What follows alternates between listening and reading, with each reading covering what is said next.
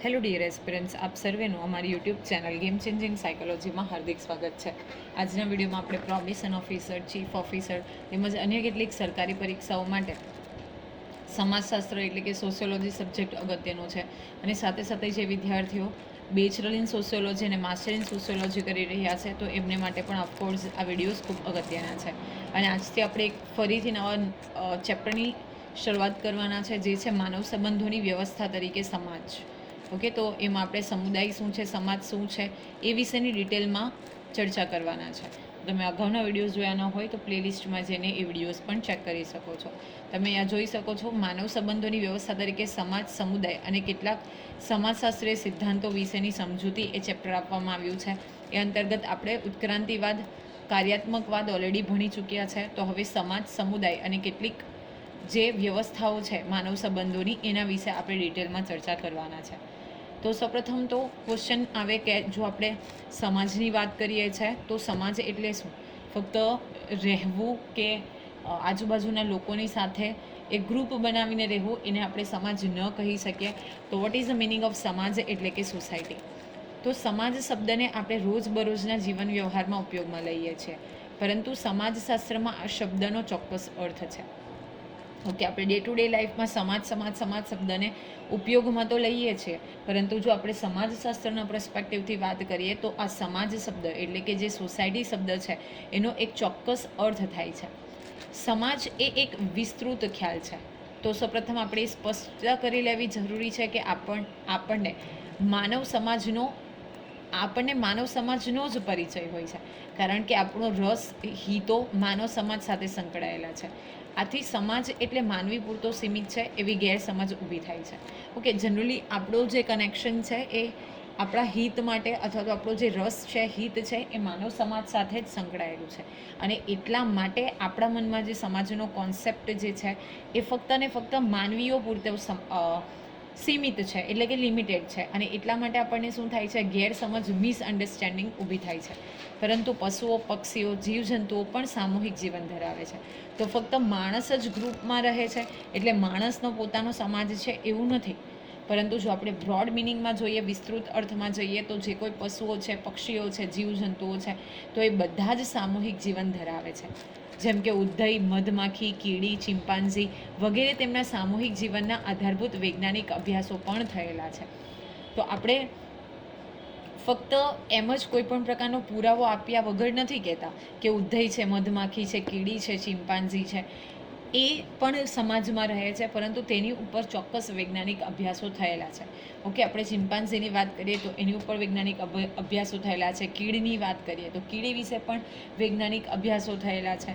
Okay, જો આફ્રિકામાં જે જોવા મળતી રેડ કલરની આંટ છે, એટલે કે એન્ટ્સ છે, કીડી છે, એટલી ખતરનાક હોય છે કે ઘરોના ઘરો સાફ કરી નાખે છે, રાઈટ. તો એની ઉપર પણ બેઝિકલી શું થયેલા છે, આ પ્રકારના વૈજ્ઞાનિક અભ્યાસો થયેલા છે. અને એને આધારે આપણે એ પુષ્ટિ કરી છે કે basically they are also living in society in group.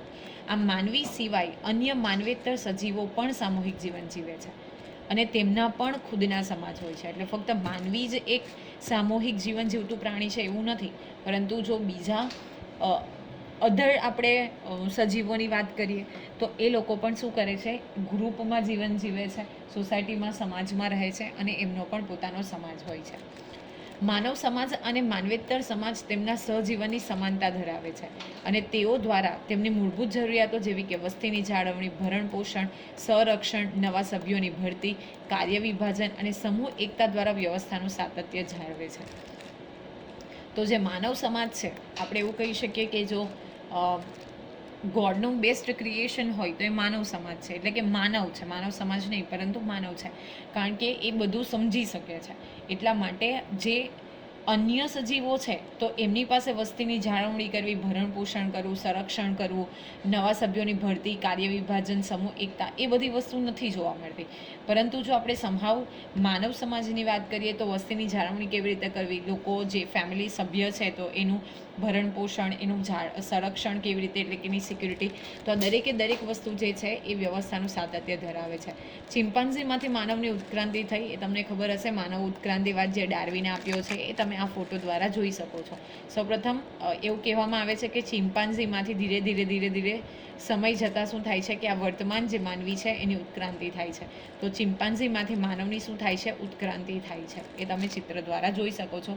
જે અંગેનો ખ્યાલ જે છે ડાર્વિને આપ્યો છે. હવે આપણે જોઈએ સમાજનો અર્થ અને વ્યાખ્યા. તમને સીધી વ્યાખ્યા આપી દેવામાં આવશે અને પૂછશે કે આ જે વ્યાખ્યા છે કયા જે વિદ્વાન છે એમના દ્વારા આપવામાં આવી છે. તો તમને એટલે કે કયા સમાજશાસ્ત્રી દ્વારા આપવામાં આવી છે, તો એના નામ તમને ખબર હોવા જોઈએ. રોજિંદા વ્યવહારમાં સમાજ કે સોસાયટી શબ્દ સામાન્ય અર્થમાં પ્રયોજાય છે. જેમ કે અમારા સમાજના રીતિ રિવાજો કે નિયમો, તે પહેલાં મહિલા સમાજ, હાઉસિંગ સોસાયટી, કોમ કે જ્ઞાતિ માટે પણ સમાજ શબ્દ વપરાય છે. પરંતુ સમાજશાસ્ત્ર એક વિજ્ઞાન હોવાથી સમાજના ખ્યાલો ચોક્કસ અને સ્પષ્ટ અર્થ હોય છે. ઓકે, બેઝિકલી આપણે જો ડે ટુ ડે લાઈફની વાત કરીએ, એટલે કે રોજિંદા વ્યવહારની વાત કરીએ, તો એમાં સમાજ, સોસાયટી એકદમ કોમન અર્થમાં પ્રયોજાય છે. ઓકે, આ ફોર એક્ઝામ્પલ અમારા સમાજના નિયમો છે કે રીતિ રિવાજો છે, મહિલા સમાજ છે, હાઉસિંગ સોસાયટી છે, જે તે કોમ, જ્ઞાતિ, એ બધા માટે શું વપરાય છે? તો સમાજ શબ્દનો ઉપયોગ થાય છે. પરંતુ જો આપણે સોશિયોલોજીના સંદર્ભથી વાત કરીએ તો એક પ્રકારનું સાયન્સ છે, એટલે કે વિજ્ઞાન છે, અને એટલા માટે એમાં સમાજનો જે અર્થ આપવામાં આવ્યો છે એ ખૂબ બ્રોડ રીતે આપવામાં આવ્યો છે. સમાજશાસ્ત્રીય શબ્દકોશમાં સમાજને નિશ્ચિત ભૌગોલિક વિસ્તાર અને આત્મનિર્ભરતા ધરાવતા માનવ જૂથ તરીકે વર્ણવવામાં આવેલ છે. હવે જો આપણે સમાજશાસ્ત્રીય શબ્દકોશની વાત કરીએ, એટલે કે સોશિયોલોજીના કોન્ટેક્સ્ટથી વાત કરીએ, તો સમાજ એટલે શું? તો નિશ્ચિત ભૌગોલિક વિસ્તાર, કોઈ ચોક્કસ એક ભૌગોલિક વિસ્તાર ધરાવે છે અને સાથે સાથે આત્મનિર્ભરતા ધરાવતા માનવ જૂથ. ઓકે, કોઈની ઉપર ડિપેન્ડેન્ટ નથી, પોતે આત્મનિર્ભર ધરાવતા જે જૂથ છે, તો એને આપણે સમાજ તરીકે ઓળખીએ છીએ. એવી જે વ્યાખ્યા છે એ સમાજશાસ્ત્રીય શબ્દકોશમાં આપવામાં આવેલી છે. તો અહીંયા બે શબ્દ અગત્યના છે કે નિશ્ચિત ચોક્કસ ભૌગોલિક વિસ્તાર ધરાવતા. ઓકે, માની લઈએ કે આપણે ફોર એક્ઝામ્પલ કે ડેઝર્ટ એરિયા છે, એ ચોક્કસ ભૌગોલિક વિસ્તાર છે, તો એમાં જે આત્મનિર્ભર ધરાવતું જૂથ છે, માનવ જૂથ છે, તો એને આપણે સમાજ તરીકે ઓળખી શકીએ. મેકાઈવર અને પેજ નામના સમાજશાસ્ત્રીઓએ સમાજની વ્યાખ્યા કઈ રીતે આપી છે, તો એ અંગે જોઈએ તો સમાજને પ્રસ્થાપિત સામાજિક સંબંધોની હંમેશા પરિવર્તન પામતી વ્યવસ્થા તરીકે તેમણે પરિભાષિત કર્યું છે. ઓકે, સામાજિક સંબંધો પણ કેવા? જેમાં હંમેશા પરિવર્તન આવે છે. તો એવી જે વ્યવસ્થા છે એને સમાજ તરીકે ઓળખવામાં આવે છે. એવી જે વ્યાખ્યા છે એ કોણે પરિભાષિત કરી છે? તો મેકાઈવર અને પેજ નામના સમાજશાસ્ત્રીઓએ. આમ જો ઇન શોર્ટ આપણે વાત કરીએ તો માનવ સમાજ એ પ્રાદેશિક જૂથ કે માનવીઓનું એકત્રીકરણ નથી. એટલે કોઈ ચોક્કસ લોકેશનમાં આવેલું એક ગ્રુપ અથવા તો માનવીઓ જે છે, ઓકે, એનું એકત્રીકરણ નથી. તો શું છે? તો સામાજિક સંબંધોની જટિલ અને પરિવર્તન પામતી વ્યવસ્થા છે. જે સમાજના કોમ્પ્લેક્સ સંબંધો છે એ, અને સાથે એમાં જે પરિવર્તન આવે છે, ચેન્જીસ આવે છે, એ પૈકીની એક વ્યવસ્થા એટલે કે સમાજ. સમાજ એ સાર્વત્રિક અને સર્વવ્યાપી છે, જે તેની સંસ્કૃતિની વિશિષ્ટતાને કારણે માનવેતર સમાજથી જુદો પડે છે. ઓકે, દરેકે એ સમાજ, જો આપણે સમાજની વાત કરીએ તો એક સાર્વત્રિક છે, એટલે કે બધે જોવા મળે છે, અને સર્વવ્યાપી એટલે કે બધી જગ્યાએ વ્યાપેલો છે. અને જેમ જેમ સંસ્કૃતિઓમાં વિશિષ્ટતા આવે છે, તો એમ તેમ જે માનવ સમાજ જે છે એ એકબીજાથી જુદો પડે છે. ફોર એક્ઝામ્પલ કે કોઈ ટ્રાઇબલ કમ્યુનિટી છે, તો એની પોતાની સંસ્કૃતિ છે, તો એને કારણે એ સમાજ આપણાથી અલગ પડશે.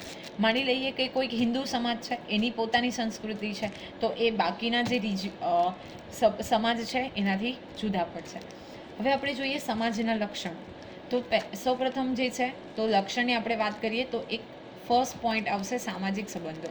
તો માનવી વચ્ચે પારસ્પરિકની સભાનતાપૂર્વકના સામાજિક સંબંધો હોય છે, જે વ્યક્તિ જૂથ કે જૂથ વચ્ચે સહકાર, સ્પર્ધા કે સંઘર્ષ સ્વરૂપના સામાજિક, આર્થિક, સામાજિક, રાજકીય કે અન્ય પ્રત્યક્ષ કે પરોક્ષ સ્વરૂપના સંબંધો છે. વ્યક્તિઓ વચ્ચેની સભાનતાપૂર્વકની આંતરક્રિયાથી સામાજિક સંબંધો સ્થપાય છે અને વિકસે છે. ઓકે, બેઝિકલી જો આપણે માનવીની વાત કરીએ તો બંને વચ્ચે સામાજિક સંબંધો હોય છે. ઓકે, કોની ઉપર ડિપેન્ડ કરે છે? ક્યાં તો તે વ્યક્તિ અને વ્યક્તિ વચ્ચે હોઈ શકે, અથવા તો કોઈ એક વ્યક્તિ અને એક જૂથ વચ્ચે હોઈ શકે, અથવા તો એક જૂથ અને બીજા જૂથ વચ્ચે હોઈ શકે. શા માટે સંબંધો હોઈ શકે? તો સહકાર, સ્પર્ધા કે સંઘર્ષના સ્વરૂપમાં. ઓકે, કયા પ્રકારના હોઈ શકે? તો સામાજિક, આર્થિક, ધાર્મિક અને રાજકીય.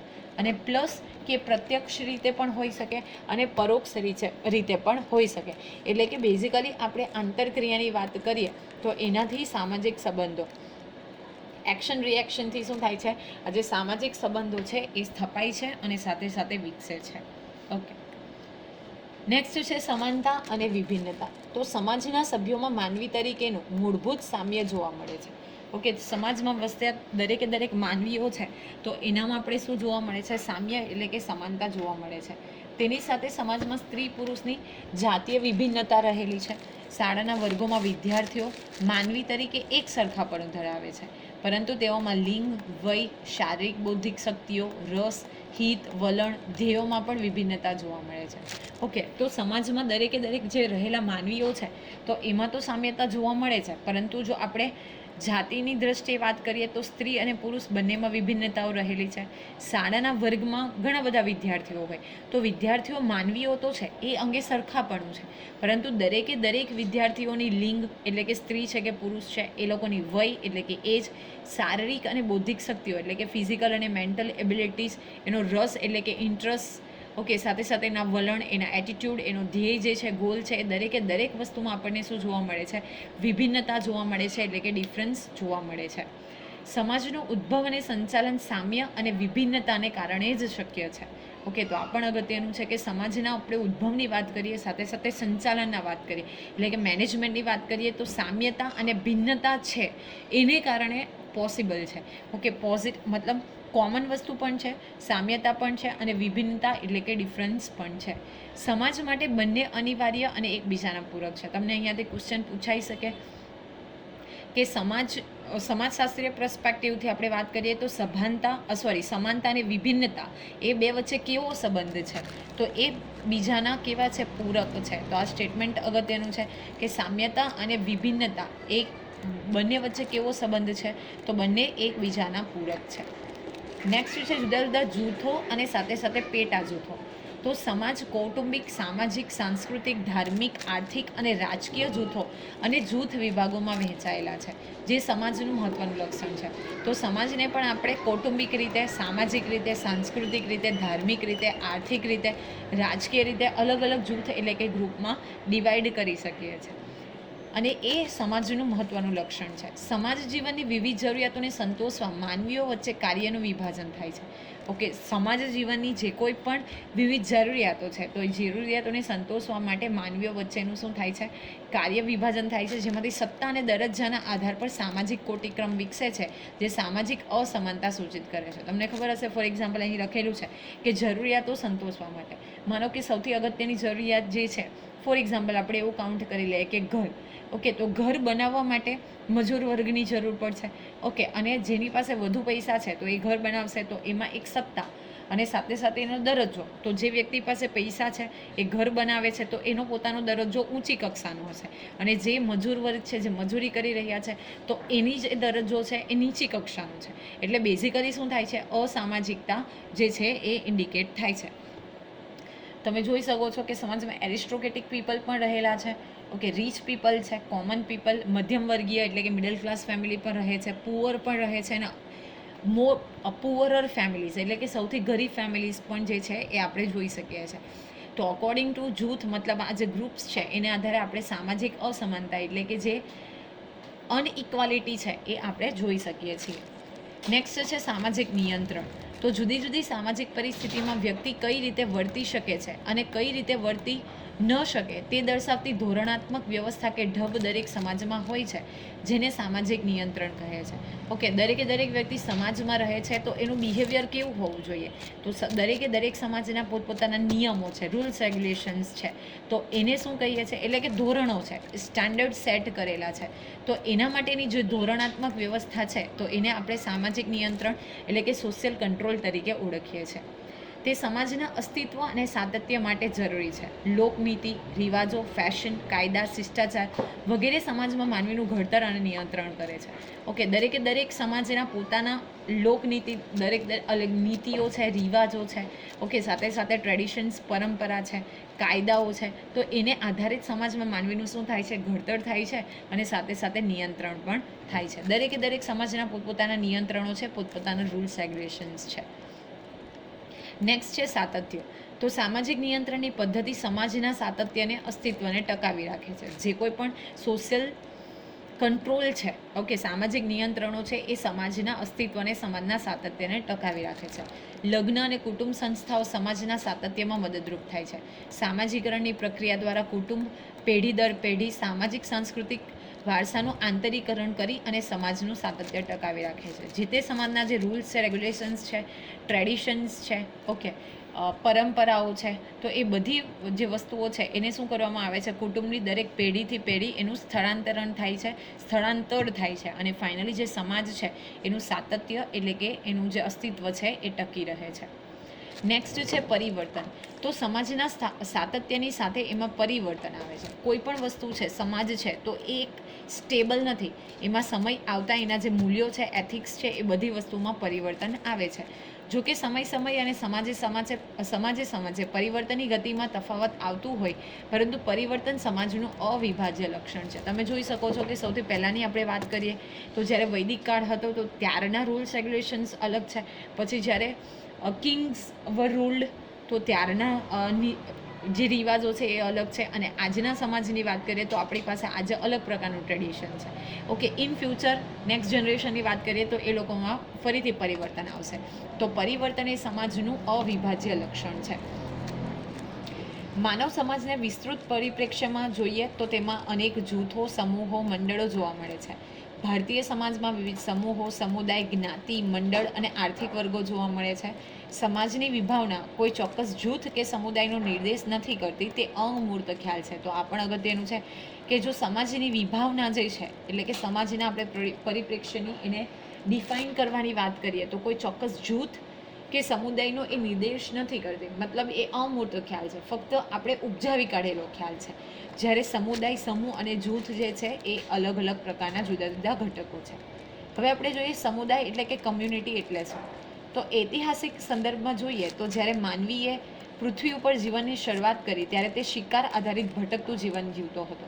ઓકે, જ્યારે આપણે પ્રિમિટિવ મેન એટલે કે આદિમાનવની વાત કરીએ તો એની પાસે કોઈ ચોક્કસ જગ્યા રહેવા માટે ફિક્સ જગ્યા નહીં હતી. એ શિકાર આધારિત એટલે કે દેવર હન્ટરર્સ, તો એ શિકાર કરતા હતા. જ્યાં શિકારની વસ્તુ એટલે કે શિકાર અવેલેબલ હોય ત્યાં જઈને એ વસવાટ કરતો હતો અને એના આધારે ભટકતું જીવન જીવતો હતો એટલે કે દેવર હન્ટર્સ. ઓકે, અને એમનું જે જીવન હતું એ વન્ડરિંગ હતું, મતલબ એ ભટકતું જીવન જીવતો હતો. ધીમે ધીમે ચોક્કસ સ્થળ પસંદ કરીને તેણે સ્થાયી નિવાસનું જીવન જીવવાનું શરૂ કર્યું. ઓકે, ત્યાર પછી જેમ જેમ એમનામાં અન્ડરસ્ટેન્ડિંગ સમજ આવે છે એમ તેમ એ ચોક્કસ સ્થળ પસંદ કરે છે. ત્યાર પછી ખેતીની શરૂઆત થાય છે અને પોતે એક સ્થાયી નિવાસવાળું જીવન જીવવાની શરૂઆત કરે છે. ત્યારથી તે સ્થળ કે પ્રદેશ આધારિત સમાજ જીવન જે છે અસ્તિત્વમાં આવ્યું. પછી ધીરે ધીરે કબીલાઓની સ્થાપના થાય છે, ગ્રુપમાં રહેવા માંડે છે અને એને આધારે સમાજ જીવન જે છે એ સમુદાય એટલે કે એની એક કમ્યુનિટી બને છે. કોઈ પણ સમાજમાં આવા અનેક સમુદાય હોય છે, જેવા કે ગ્રામ સમુદાય, નગર સમુદાય. ઓકે, તો કોઈ પણ સમાજની આપણે વાત કરીએ તો there are mostly 2 type of community. એક છે ગ્રામ એટલે કે વિલેજ અને એક છે સમુદાય, નગર સમુદાય એટલે કે જે આપણે અર્બન એરિયામાં જોઈ શકીએ. નગર સમુદાયમાં આવેલા ભાષા, જ્ઞાતિ, વ્યવસાય કે ધર્મના આધારે વસતા જૂથો જે ચોક્કસ વિસ્તારમાં હોય છે. ભલે ગ્રામ સમુદાયની વાત કરીએ કે નગર સમુદાયની વાત કરીએ, એમાં અલગ અલગ ભાષા, અલગ અલગ જ્ઞાતિ, વ્યવસાય, ધર્મ એને આધારે પણ આપણે અલગ અલગ જે ગ્રુપ છે એ બનાવી શકીએ. મેકાઈવર અને પેજ નામના સમાજશાસ્ત્રીના મતે નાના કે મોટા સમૂહના સભ્યો જ્યારે એક જ સ્થળે રહેતા હોય અને જીવનના મોટાભાગના હિતો સંતોષવાનો પ્રયત્ન કરે તો તેવા સ્થાનિક સમૂહને સમુદાય કહે છે. અગેન ડેફિનેશન અગત્યની છે. મેકાઈવર અને પેજ નામના સમાજશાસ્ત્રીઓ એવું કહે છે કે ભલે નાનું હોય કે મોટું હોય, પરંતુ સમૂહ એટલે કે નાનો સમૂહ હોય કે મોટો સમૂહ હોય, પરંતુ એના સભ્યો જ્યારે એક જ સ્થળે રહે છે અને જીવનના મોટે ભાગેના જે હિતો છે, ઇન્ટરેસ્ટ છે, ઓકે, જે વસ્તુઓ છે એ સંતોષવાનો પ્રયત્ન કરે તો એવા જે સ્થાનિક સમૂહ છે એને આપણે સમુદાય એટલે કે કમ્યુનિટી તરીકે ઓળખીએ છીએ. એ રીતે સમુદાય સમાજના જુદા જુદા સમૂહમાંનો એક સમૂહ છે. ડેફિનેશન જે છે એ અગત્યની છે. સમાજશાસ્ત્રીય રીતે સમુદાયના ખ્યાલે સ્પષ્ટ કરવા તેના લક્ષણો જો આપણે તપાસીએ તો સૌપ્રથમ લક્ષણ છે વસ્તી, નેક્સ્ટ છે ભૌગોલિક પ્રદેશ, સમુદાયના સભ્યો વચ્ચે પરસ્પર અવલંબન, એટલે કે દરેક સમુદાયના જે સભ્યો છે એ એકબીજા સાથે કેવી રીતે જોડાયેલા છે, એ સામૂહિક જીવનમાં વિકસેલા સમાન ધોરણ, મૂલ્યો આધારિત પ્રવૃત્તિઓનું સંકલન, જે કોઈ પણ ધોરણો છે, મૂલ્યો છે, તો એને આધારે પ્રવૃત્તિઓનું સંકલન અને સાથે સાથે છે સામુદાયિક ભાવના. તો આ બેઝિકલી લક્ષણો છે સમુદાયના, તો એ પણ યાદ રાખવાના છે. આધુનિક સમયમાં ભૌગોલિક ગતિશીલતા, વાહન વ્યવહાર અને સંદેશા વ્યવહારના સાધનો તેમજ ઔદ્યોગિકરણ, શહેરીકરણ અને વૈશ્વિકીકરણની પ્રક્રિયા તેમજ આધુનિક ટેકનોલોજીના વિકાસને કારણે સમુદાયના સભ્યોનો સંબંધ સમુદાય પૂરતો મર્યાદિત ન રહી વૈશ્વિક સ્તરે ગતિશીલ બન્યો છે.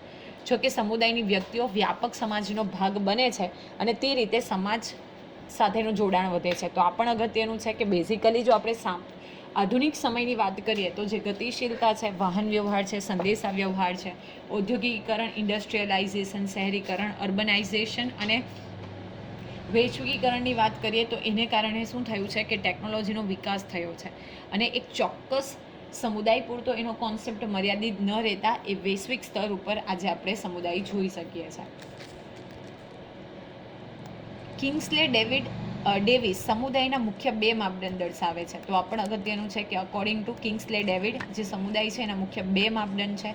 એક છે પ્રાદેશિક નિકટતા, જે એકબીજાને નજીક રહેવાને કારણે લોકો નિકટતા અનુભવે છે. જે એક ફેમિલી સાથે કમ્યુનિટી સાથે રહેતા હોય તો એમાં આપણે પ્રાદેશિક નિકટતા જોઈ શકીએ છીએ. અને એક છે સામાજિક સંપૂર્ણતા, એટલે કે વ્યક્તિઓનું મોટાભાગનું જીવન સમુદાયની મર્યાદામાં જ જીવાય છે. ઓકે, એટલે કે બહાર નથી જતા, ચોક્કસ એક સમુદાયમાં જ પોતાનું જે પૂરું જીવન છે એ પસાર કરે છે. ઓકે, તો આશા રાખું છું કે આજે આપણે જે કમ્યુનિટી અને સાથે સાથે સોસાયટી વિશે વાત કરી, એના લક્ષણો વિશે ચર્ચા કરી, એમાં તમને સમજ પડી હશે.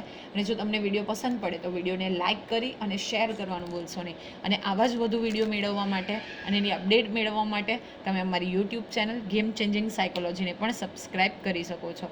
Thank you for watching the video. Have a nice day.